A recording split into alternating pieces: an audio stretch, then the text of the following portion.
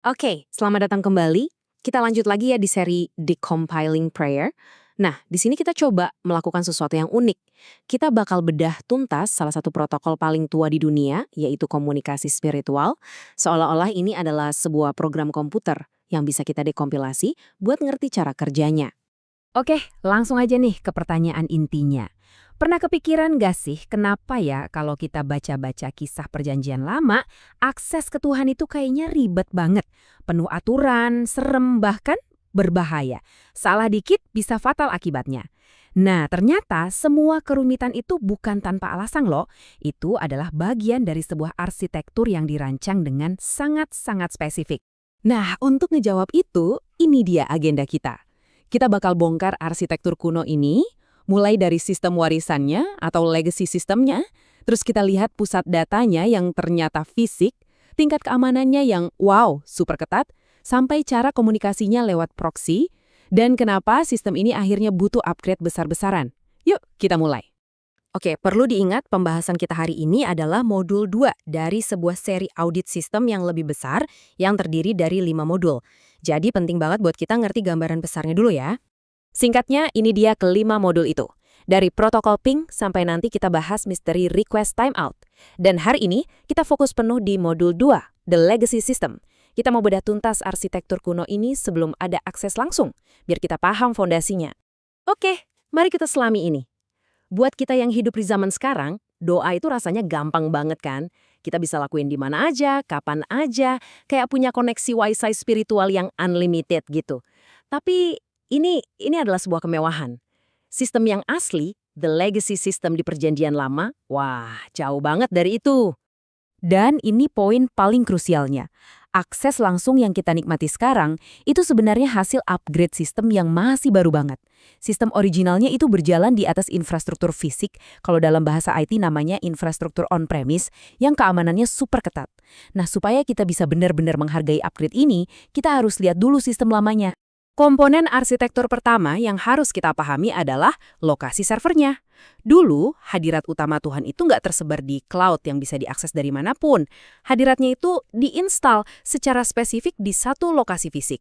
Jadi, apa sih maksudnya on-premise data center?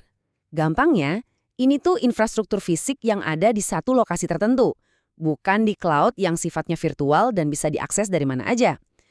Dalam konteks kita, data centernya ya kemah suci, yang nantinya jadi bait suci di Yerusalem. Artinya, root akses ke hadirat Tuhan cuma ada di satu gedung itu. Titik. Dan kalau kita lihat lebih dalam lagi, inti dari data center ini adalah sebuah ruangan paling dalam yang terisolasi, namanya ruang Maha Kudus.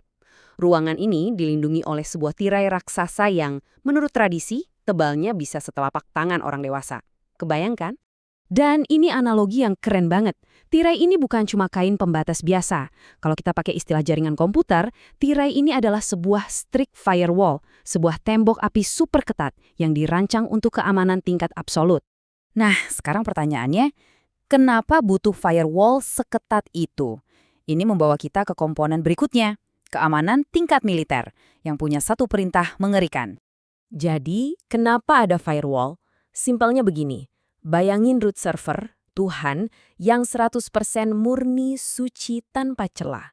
Lalu ada klien, manusia yang sistemnya penuh dengan malware, yang kita sebut dosa. Kalau dua sistem ini ketemu langsung, tanpa filter, yang terjadi adalah sistem crash fatal buat si klien. Jadi, firewall itu ada bukan buat melindungi Tuhan, tapi buat melindungi kita dari kehancuran. Coba deh lihat protokol keamanannya. Gila, ini berlapis banget. Hak aksesnya kalau di dunia IT itu comot 700. Artinya cuma super adminnya, yaitu imam besar yang bisa masuk. Gak ada yang lain. Terus waktu aksesnya, cuma sekali setahun di hari Yom Kippur. Buat masuk, dia juga butuh token autentikasi, yaitu darah kurban. Dan ini yang paling ngeri, failure mode-nya. Kalau ada protokol yang dilanggar, sistemnya langsung ngejalanin fatal kill command. Artinya, kematian instan. Gak ada ampun. Biar kita makin paham betapa seriusnya protokol ini, ada sebuah tradisi yang mencatat bahwa seutas tali diikatkan di kaki imam besar. Tujuannya apa? Supaya kalau fatal kill command itu dieksekusi dan dia meninggal di dalam, jasadnya bisa ditarik keluar.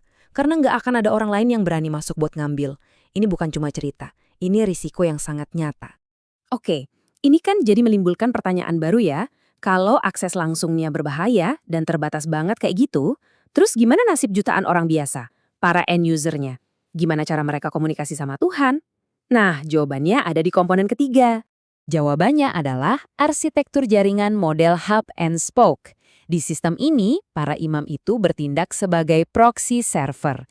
Jadi, orang biasa datang ke imam, terus imam yang nerusin permintaan mereka ke server utama. Jawabannya pun seringkali cuma biner, ya atau tidak, lewat alat bernama Urim dan Tumim. Beda banget kan sama sistem kita sekarang yang punya akses API langsung? Terus gimana dengan sistem kurban hewan? Kalau kita lihat dari kacamata seorang software engineer, sistem kurban ini pada dasarnya adalah sebuah patch sementara. Cuma solusi darurat, bukan perbaikan permanen untuk bug yang ada di sistem. Kitab Ibrani bahkan bilang dengan sangat jelas, sebab tidak mungkin darah lembu jantan atau darah domba jantan menghapuskan dosa. Terus fungsinya apa dong? Nah, patch sementara ini cuma nutupin bug dosa biar sistemnya nggak crash. Tapi dia nggak pernah benar-benar ngedebug atau ngehapus bug itu dari kernelnya jiwa manusia. Oke, jadi mari kita simpulkan hasil audit kita terhadap legacy sistem ini. Arsitektur yang super rumit ini sebetulnya berhasil mencapai dua hal. Menjaga kekudusan Tuhan, sekaligus menjaga manusia tetap hidup. Tapi, sistem ini menciptakan satu masalah yang super besar. Sisi baiknya, sistem ini aman, sangat aman. Tapi, sisi buruknya ini menciptakan bottleneck atau kemacetan komunikasi yang parah banget. Aksesnya dibatasi oleh geografi, cuma di Yerusalem, dibatasi waktu, cuma setahun sekali, dibatasi perantara, cuma lewat imam, dan yang paling penting solusinya cuma patch sementara. Jadi sistem ini emang aman banget. Tapi efisien? Jauh dari kata itu. Penuh bottleneck. Sistem ini udah jelas-jelas teriak minta revolusi. Minta dirombak total. Pertanyaannya, apa yang terjadi selanjutnya? Nah, inilah yang akan kita bongkar di modul berikutnya. Sebuah migrasi sistem paling dramatis dalam sejarah. Jadi jangan sampai kelewatan ya.